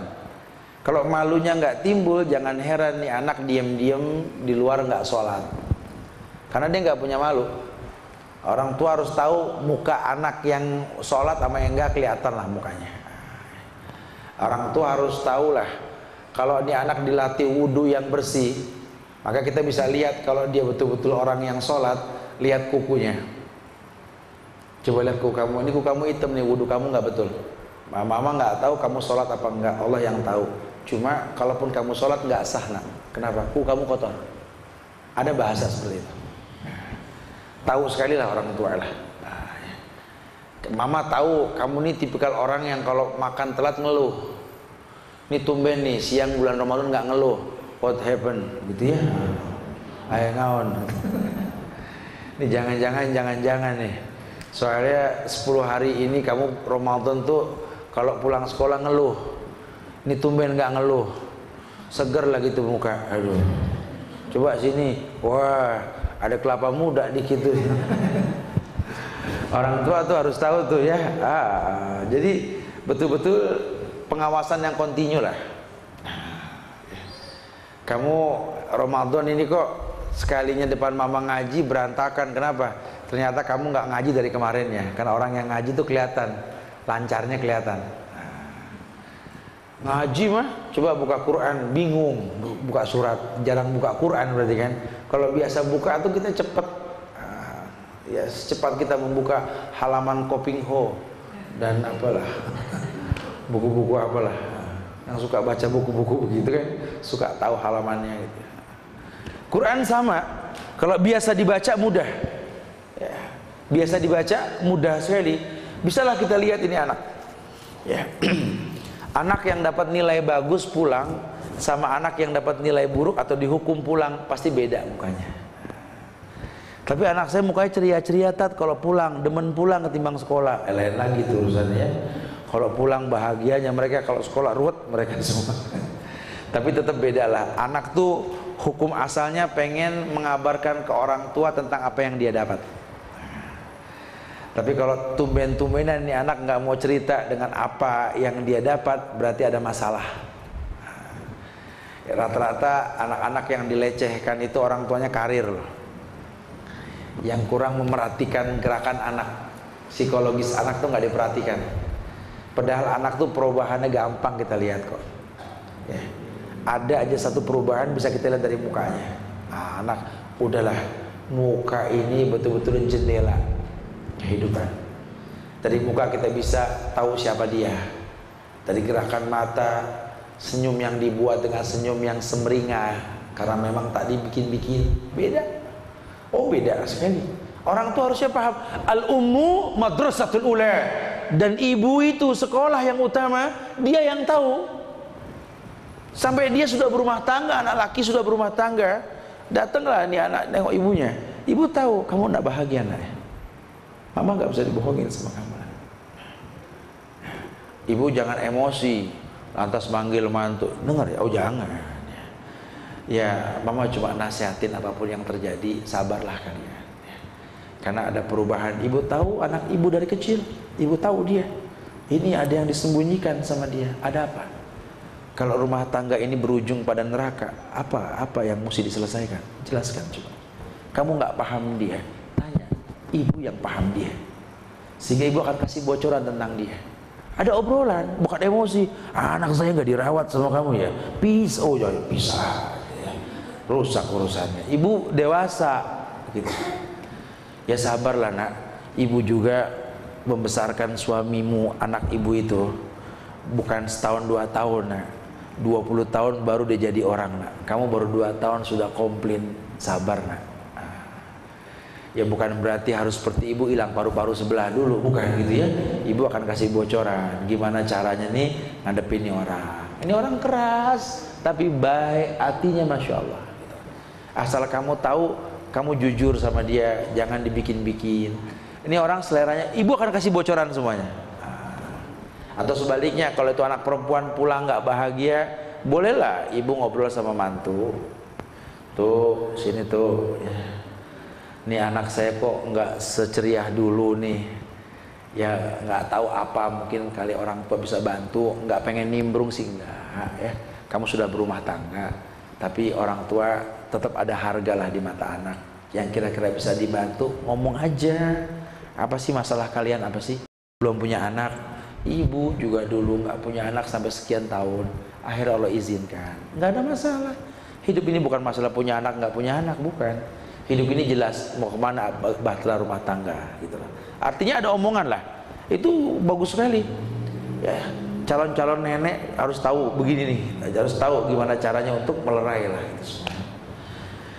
Kemudian ya, jadi pelatihan untuk menegakkan amar ma'ruf nahi munkar.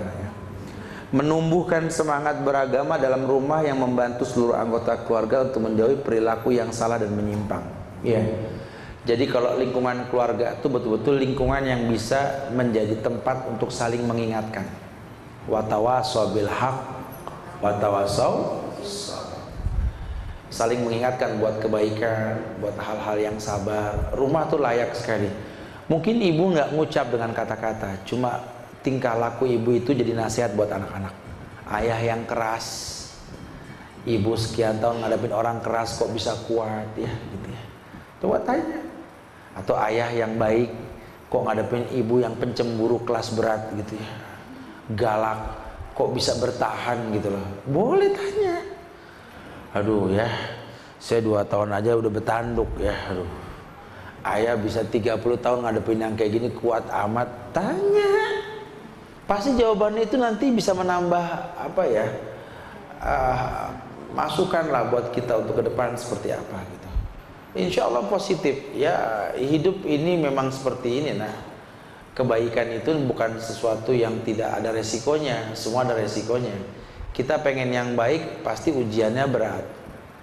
Kalau kita pengen yang buruk kadang nggak ada ujian. Makanya kalau rumah tangga tujuannya baik, siap diuji.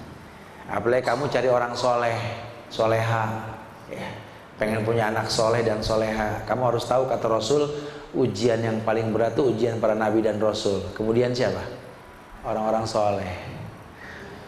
Orang-orang soleh itu paling berat ujiannya. Makanya kalau kita pengen punya pasangan soleh atau soleha, siap diuji.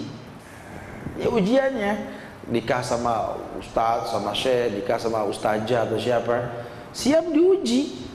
Ujiannya nanti macam-macam. Emang udah fitrahnya. Orang makin baik agama, makin baik, makin kuat ujiannya. Hujatan, cacian, makian. Belum lagi orang yang mungkin pejuang dalam agama, siapapun dia, orientasinya umat, bukan rumah. Kadang-kadang ngebagusin masjid, lupa ngebagusin rumah, ya. Kadang-kadang nyukupin makan orang-orang susah, dia sendiri nggak makan. Kadang-kadang begitu, itu sudah biasa lah ya, nggak heran lah. Kayak orang tua ngedidik anak, sibuk masakin anak, makan apa semua, apa dia lupa nggak kebagian. Kadang-kadang sisa makanan anak baru dia makan. Sampai kadang-kadang orang tua suka, saya ngeliat sendiri sih ya, dan saya jadi hobi buat saya. Saya ngeliat ibu saya sendiri pernah makan di atas cobek sambal yang dia buat.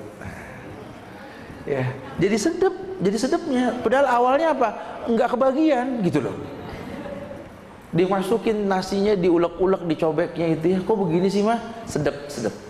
Saya baru tahu sekarang ini kalau dekat sama dia ngomong, ya dulu sambal aja nggak kebagian. Nah, saya ingat pernah itu, saya tahu itu ya. Jadi itulah indahnya hidup. Betul-betul orang ngedidik itu pasti ngalah. Ujiannya berat. Saya pengen punya pengajian di rumah Tat, biar gini-gini. Jangan heran kalau nanti diuji. Ujian ya anak, ya suami, ya tetangga, ya ini. Karena nggak segampang kita masuk surga. Hubbatil jannah bil makarih wa hubbatil narbi bisyahwat. Kata Rasul, yang namanya surga yang baik, yang indah itu dikelilingi dengan kekecewaan. Begitu pula yakni yang namanya neraka dihiasi dengan syahwat. Ini yang kita nggak boleh lupa tuh. Ya ternyata bahwa kenikmatan itu dihiasi dengan sesuatu yang tidak nikmat. Makanya ada istilah kata ulama, wa ma ladzatu illa ba'da ta'bi. Tidak ada yang namanya nikmat itu maksimal kecuali kita lelah terlebih dahulu. Berakit-rakit ke hulu, berenang-renang ke tepian. Istilahnya gitu kan ya. Ringan sama dijinjing, berat bawa masing-masing berat. Yang ke-11, yang terakhir nih ya, keikhlasan kedua orang tua dalam membimbing dan memberikan pengarahan kepada anak-anaknya yang mendorongnya untuk semakin memperbaiki diri. Ya, rumah itu akan mengajarkan dan mempertontonkan keikhlasan ayah maupun ibu. Lihatlah ayahmu nak, dia bukan orang yang senang di luar, dia orang yang senang di rumah. Melihat hasil karya berbentuk anak, betul hasil karya kan? Melihat rumah itu hasil karya, ngelihat kebun hasil karya dia, cangkokan yang berakar, buah yang ranum hasil karya. Dia juga pengen duduk manis, ngeteh sambil ngelihat itu semua.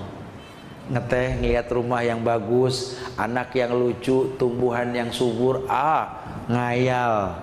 Tapi dia nggak sempet nak, dia korbankan harinya berangkat pagi bareng tukang sayur, pulang malam bareng kampret gitu ya, betul-betul.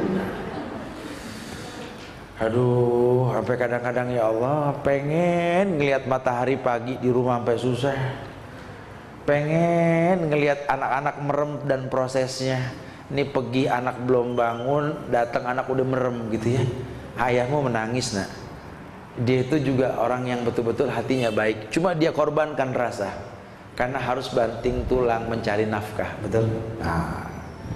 Udah dapet, nggak dimakan sendiri, habis buat keluarga. Lihat nak, keikhlasan dia nggak mengeluh. Dari mulai nyetop angkot sampai naik busway, betul? Sekarang punya motor sendiri, ya Allah, masya Allah, betul-betul banting tulang dah, ya. Istilah kata nggak hitung-hitungan lah. Pala jadi pala, kaki jadi kaki lah, betul-betul dia. Masya Allah. Lihat ibumu nak, ibumu itu kembang desa nak. Orang mana yang nggak demen sama dia dulu nak, sekarang dia sudah nggak lagi mementingkan penampilan karena dia sudah milik seseorang yang dia tahu hidup ini mengabdi buat keluarga. Lihat nak, dia nggak butuh pakaian baru, anak nomor satu. Jumlah sendal yang dia punya dengan jumlah sepatumu itu banyakkan sepatumu nak, masya Allah. Padahal dia mampu dan punya hak untuk beli sepatu dan sendal. Tapi lihat keikhlasannya. Dia bisa beli parfum, cuma dia banyakkan di dapur sehingga bau bumbu di badan dia nak, betul. Tapi jujur nanti pada waktunya kau akan akui nak, koleksi minyak wangi semahal apapun yang kau miliki, tetap aroma tubuh ibu kita tak terkalahkan, betul. Yang cuma bau minyak kayu putih sama caplang dan bumbu dapur, nggak terkalahkan. Sebut sebuah minyak wangi yang paling mahal, demi Allah pundak ibu lebih wangi. Ya, kau rasakan nanti. Kenapa? Bobot sebuah keikhlasan. Lihat, bagaimana saya bisa meletakkan cinta ke orang lain. Mungkin istri saya cantik, istrimu cantik nak. anakmu lucu, tapi orang tuamu nak makin renta, makin peot, makin enak dipandang, sehingga kau berani berkata, dua pemandangan di atas dunia yang paling indah dipandang, memandang wajah orang tua dan memandang Ka'bah. Masya Allah. Ikhlas. Orang tua ngomel kita kesel seminggu, balik kangen kita, betul? Nggak ada yang namanya kesel sama orang tua forever, tuh nggak ada. Ada rasa kangen pada akhirnya. Iya, ikhlas. Ya, orang tua ngomel, udah sayang lagi, ngomel sambil nyuapin. Kita ngomel kabur, betul? Orang tua ngomel sambil nyuapin. Makanya, tuh orang tua itu. Tetap baiknya nggak pernah hilang lah. Kesel pas kembangnya dipecahin, tapi nggak lantas memutus hubungan antara anak dan orang tua, gitu ya.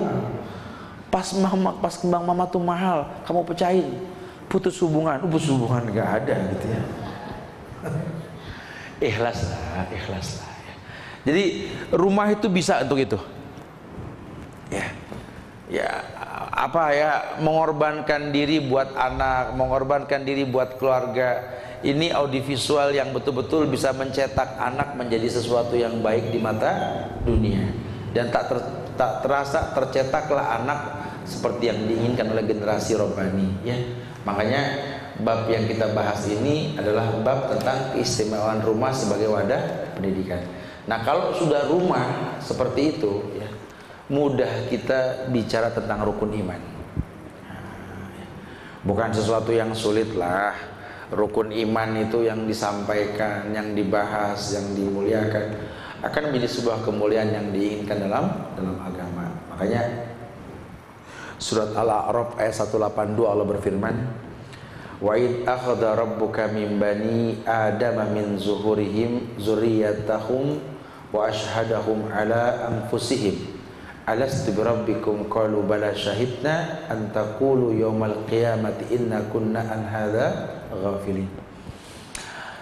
Sering dibahas ayat ini, ada komitmen kita di alam ruh. Surat Al-A'raf ayat 182, wa id akhadha rabbuka min bani adama min zuhurihim dzurriyyatahum wa ashhadahum ala anfusihim. Dan ingatlah ketika Rabb mengeluarkan keturunan anak-anak Adam dari sulbi mereka, tulang ekornya. Kemudian Allah pun berfirman, alastu birabbikum, bukankah aku Rabb kalian? Qalu bala syahidna. Saat itu manusia dalam alam ruh mengatakan, iya, kami bersaksi bahwa kaulah Rabb kami. Antaqulu yaumal qiyamati inna kunna an hadza ghafilin. Yakni kami menjadi saksi, alas qalu bala syahidna. Kami lakukan yang demikian, kata Allah, agar di hari kiamat kamu tidak mengatakan sesungguhnya kami anak-anak Adam adalah orang yang lengah dalam hal ini. Artinya begini, ketika Allah ciptakan manusia dari tulang sumsum, turunan Adam ini, dalam alam ruh pun kita telah diajak oleh Allah bersaksi tentang Allah. Kemudian proses masuk ke dalam rahim, bergabung sperma dengan ovum menjadi embrio, kemudian menjadi segumpal darah, kemudian diberikan tulang, kemudian dibentuk, kemudian ditiupkan ruh, ditetapkan takdir. Sebenarnya itu proses iman. Kalau Allah mau kamu bisa lahir cacat, tapi Allah nggak bikin kamu cacat, bersyukurlah. Siapapun kamu terlahir punya orang tua, beruntunglah. Siapapun kamu, suruh jadi ulil albab. Sehingga kita bicara iman itu mudah sekali. Kalau ada proses. Makanya boleh orang tua itu ngomong sama anak, proses lahirnya tuh boleh. Ya Allah, nak, hamalathu ummuhu wahnan ala wahnin wa fisaluhu fi amain aniskulil wali walidayka ilayal masirna. Dulu ibumu tuh ngandung kamu sakit di atas sakit, nak, dan melahirkan dengan sakit yang teramat sangat, menyusui selama 2 tahun. Ya Allah, nah, fabi ayyi ala'i rabbikuma tukadzibana, nikmat Allah mana yang mesti kau dustakan, nah. Masya Allah, beruntung, nah, ayah kamu ganteng, ibu kamu cantik, kamu keren, gitu loh. Coba, nah, lihat yang udah-udah, nah. Banyak orang tuh yang nggak bangga lihat badannya sendiri. Kenapa? Karena memang turunannya begini, ininya begini. Kamu nah, bersyukur, boleh ada muhasabah. Sehingga anak ini diajar syukur sejak dini. Ya, bawa ini anak jalanlah kemana, lihatlah sekelilingnya, lihatlah. Tuh, mereka harus bawa-bawa keranjang sampah, pulang sekolah baju putih merah, sudah nyari gelas-gelas air mineral. Kamu tidak perlu seperti itu, nak. Lihat, nak. Mereka makan di atas gerobak sampah, kamu makan di atas bangku yang empuk, di meja makan yang model-model. Lihat. Coba nak, nikmat Allah mana yang mesti kau dustakan, nak? Ya memang mungkin masalah makan cuma beda di lidah, tapi kan nikmat kamu bisa seperti itu, nak.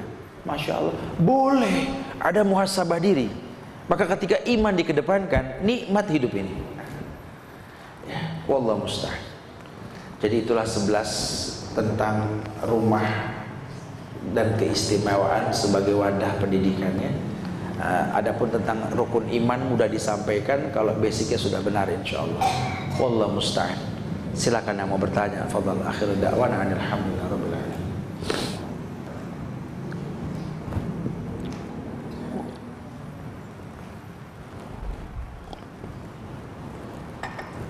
Ya, fadhal. Mungkin ada yang mau ditanya, silakan. Ya. Iya. Assalamualaikum Pak Ustaz. Waalaikumsalam warahmatullah. Saya juga pernah dengar yang tadi yang habis Bapak katakan Islam itu asing dan akan kembali asing. Iya. Pertanyaan saya ini Pak, maksudnya tapi seasing apa? Maksudnya karena mungkin apa itu tambah yang salah atau mungkin saya yang salah. Mungkin selama ini kayaknya yang kalau saya lihat itu yang misalnya mereka yang berkata oh ya apa memang Islam itu asing dan misalnya gue atau enggak saya kata asing ya udah nggak apa-apa. Cuma yang kadang-kadang kalau yang dari kacamata saya itu apa ya maksudnya apa tidak ada kompromi, maksudnya kok asingnya kok kayaknya benar-benar ngasingin gitu saya, maksudnya ngasingin diri, ngasingin gimana maksud saya kan yang mana jadinya itu kan nanti bukan kena pasal jadi memutus silaturahmi atau apa ya, jadi kok begitu maksudnya nah itu dia asingnya itu dalam hal apa Bapak, terus kemudian itu apakah memang harus sedikit ekstrim atau memang sedikit gimana gitu Pak? Barakallahu fiik. Ya. Islam asing akan kembali asing. Beruntunglah orang yang merasa asing. Kalimat beruntung asing di sini perlu dipahami asing yang dimaksud itu apa. Artinya asing di sini hukum tuh zaman Rasul sudah diketahui sama orang. Hukum tuh sudah nggak asing. Orang nggak makan riba zaman Rasul itu sudah biasa. Perempuan pakai kerudung itu sudah biasa. Kerudung panjang emang di Quran. Jadi awal turunnya Quran gitu kan. Kok sekarang kayak nggak diterima, Ustaz? Itu yang dimaksud asing. Karena banyaknya orang yang tidak paham tentang hukum. Tetapi si pelaku keasingan tadi bukan mengasingkan diri. Karena ada hadis Rasulullah mengatakan, al-mu'minul ladzi yukhalitun nas wa yasbiru ala ma'adahum a'zamu ajran minal mu'minil ladzi la yukhalitun nas wa la yasbiru ala ma'adahum. Orang beriman yang mau bergaul dengan orang yang tidak baik imannya seperti dia, kemudian sabar dalam menghadapi orang yang kurang imannya, lebih besar pahalanya ketimbang orang yang beriman tapi nggak mau gaul, kata Rasul. Rawahul Hakim. Ini kan sebuah bukti. Kalau ada orang nggak ngerti yang kita pakai diomongin, yang pertama mungkin karena memang dia nggak tahu, harus dikasih tahu. Ya. Yang kedua dia pernah tahu cuma lupa ingetin. Yang ketiga memang dia tahu tapi nggak demen. Nah, ini harus sabar menghadapinya. Jadi bukan menghindar. Sampai-sampai kita nggak mau bergaul karena kita sudah syar'i, salah sekali. Orang sudah bergaul, buktikan dengan tingkah laku. Karena kamu yang sudah perfect ditambah Islam yang perfect, ya double dong harusnya kan. Ya kamu yang lincah, yang seru, yang lucu dengan penampilan Islami akan tambah good looking. Tapi kalau kamu yang seru pas berubah kamu jadi pendiam, kalem, nggak mau ngomong, orang nggak demen, nggak sampai dakwah. Maka tadi saya katakan dengan bahasa yang gampang sekali, Ustadz masuk ke sebuah instansi asing yang di negerinya sendiri cuma gara-gara janggut dan penampilannya harus dipoto 4 kali foto gitu ya. Jangan lantas besok ke sana oh gak dah, jangan datengin. Dan berapa banyak orang yang moto itu sekarang ikut kajian nih. Iya Tat, Kalau ingat dulu anak jadi nggak enak, anak yang moto lagi, aduh masalah gitu. Ya harus disampaikan, karena mungkin dia nggak tahu. Ya, orang nggak tahu nggak dihukum dong, dikasih tahu. Ya, nggak ada hukuman buat orang yang nggak tahu kan. Ya mungkin teman kita tuh kasak-kusuk ngomongin kita karena nggak tahu. Keluarga kita mungkin orang tua kita yang tahu kita berubah jadi kasak-kusuk demi Allah, karena mungkin dia nggak tahu. Atau mungkin gara-gara kita jadi orang yang berubah kali ya. Jadi orang yang berubah. Karena banyak orang nih yang jadi nggak asik ketika jadi ngerti gitu ya. Apa orang bilang, kalau dia mah jadi kaku gitu ya. Akhirnya gara-gara tingkah laku kita. Ya jadi ini sebuah hal yang sebenarnya bukan agama yang salah, kitanya mungkin nggak pandai dalam menyampaikan gitu lah. Jadi jangan mengasingkan diri, sampaikan sampai orang tahu bahwa yang kita lakukan itu betul. Allah Akbar. Fadhal, silakan yang lain. Ya. Silakan. Bahkan juga Pak Ustadz, kalau sampai seperti ini, maksudnya iya sampai misalnya harus belajar pun juga dia hanya ngomongin yang itu aja, maksudnya terus udah itu kalau misalnya kita gimana, dia nggak mau datang atau gimana, walaupun itu acara keluarga yang mana mungkin misalnya pembicaraan itu sih nggak ngomong yang aneh-aneh, nggak ngomongin politik, nggak ngomongin yang berbau-bau terlalu gimana ya, cuma ya udah seperti itu. Istilah kata mau yang benar kafah gitu. Nah, jadi kita sendiri kan jadinya kan bingung, maksudnya katanya Islam itu perhatian dia alamin, dan memang kan kita proses yang Ustadz, pasti kita juga akan mau menjadi lebih baik, tapi kan mungkin ada yang bisa langsung ada yang bisa mungkin merangkak atau gimana. Nah itu kita yang harus mensikapinya itu bagaimana Ustadz? Selama memang kita bertingkah laku baik di rumah, keluarga maupun di luar, mengedepankan ilmu, ya ukurannya Allah. Kalau acara-acara tersebut bakal mengganggu iman dia harus punya alasan yang kuat. Masalah musik misalkan, acara apa di keluarga, acara-acara apa, ada dangdutan, band atau apa, acara pernikahan, ya seperlunya datang nikah. Kalaupun untuk ada acara kayak gitu dia bisa menghindar, cuma nggak mempertontonkan kekakuan gitu loh.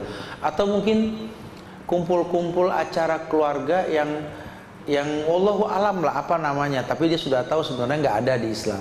Cuma bukan berarti lantas kita mengcutting begitu saja, karena butuh waktu. Ya, kayak kita dulu juga kita seperti mereka, kita bisa berubah dengan waktu kan. Ya, mulailah kita mengkaji diri. Kalau saya bisa berubah nih sebabnya apa? Karena ini keluarga saya mungkin kurang lebih hampir mirip dengan saya, dimana proses itu pasti hampir sama. Nggak bisa langsung, butuh waktu. Bahasa tadi nggak jerak tapi merangkak atau apalah gitu ya. Itu perlu dipahami. Selama memang yang dia lakukan tidak melanggar syariat, dalam tanda kutip nggak nikmat dengan sebuah maksiat. Karena kalau kita sudah syar'i, ada acara musik atau apa misalkan, tuh kita enjoy gitu ya, itu yang mungkin di Islam diharamkan. Tapi kalau cuma sekedar say hello, selamat ini apa, ya bercanda biasa, kemudian beralasan, ya boleh-boleh aja. Wallahu a'lam. Ya. Tanya ini loh Ustaz, belakangan ini kan saya nggak tahu itu tren atau memang itu memang sudah sakti, ya pengajian-pengajian seperti salaf atau sunnah gitu saja. Apa Ustaz? Terus terang kalau di saya mungkin saya baru gitu, dan alhamdulillah saya menerimanya dengan positif gitu Ustaz, karena saya pikir selama itu ada dalil dan ayat, insya Allah itu memang dari Allah gitu.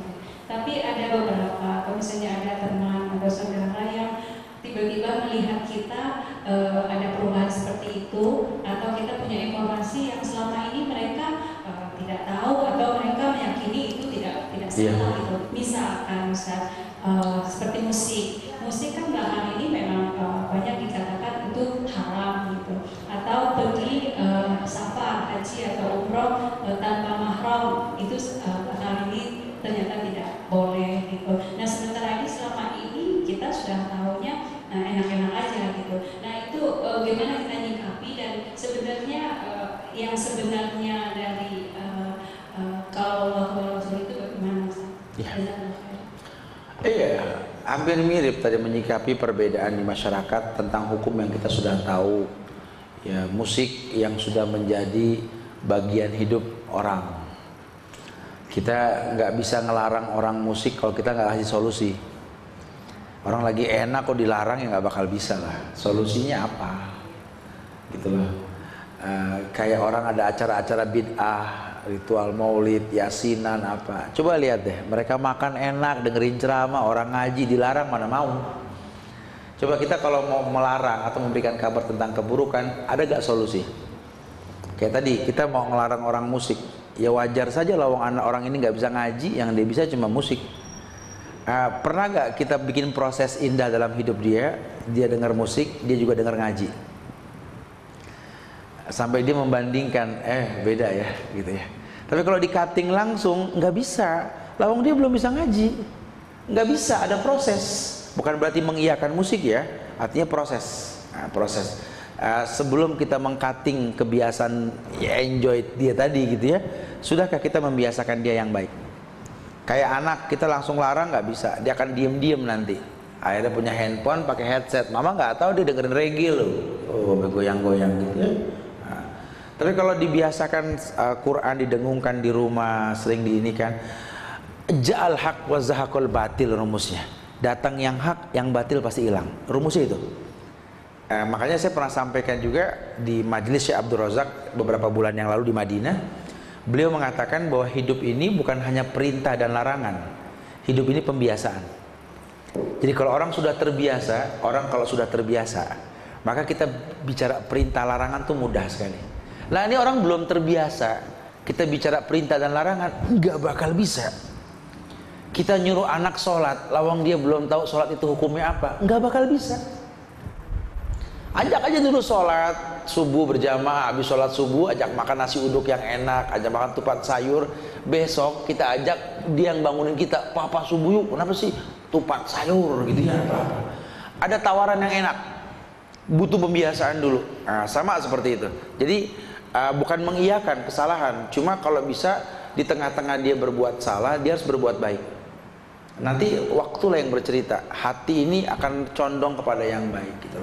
Bicara mahram gitu juga, lawang yang dia rasakan aman kok pulang pergi, malah kadang-kadang yang ada mahram malah jadi repot lah, ruwet lah, begitu ya.